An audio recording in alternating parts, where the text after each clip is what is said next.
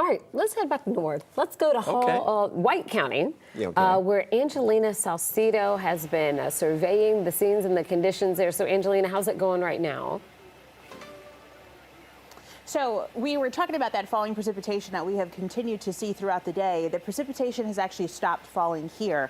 But I will tell you that the branches here still are coated in a layer of ice. We actually just got this one from the tree. You can see that there are icicles falling from this one as well. Most of the trees that are in White County are currently covered in this layer of ice. I am told that overnight they're expecting to get a ½ inch of ice more, or possibly even more than that, and that's what's so concerning to the emergency management crews. I'm going to take a step out of the way so that Sean can show you guys in the distance what the mountains look like in the distance and the trees in the mountains. To be honest, from right here, it actually looks like a really pretty picture, but all of that is ice. And some of those trees that are in the distance, we've heard cracking, we've also heard them falling. So right now in White County, they're currently experiencing some severe impacts from this ice storm.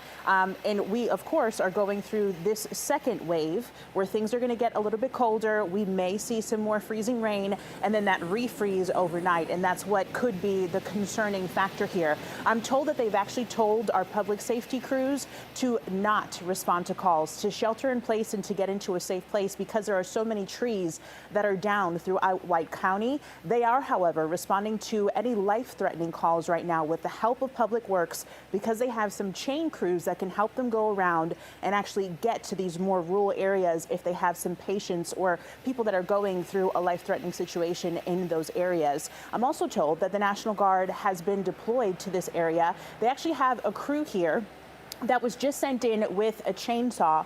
They also have 8 different employees as well.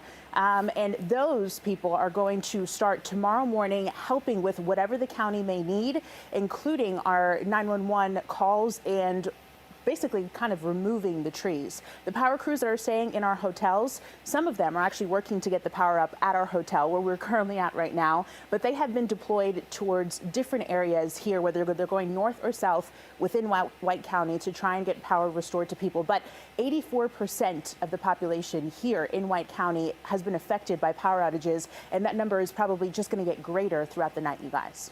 You know what? I was looking at the video that your photojournalist was showing us of the treetops there and how they were covered with frost. And I can see how that can become an issue as we continue to go on throughout the evening.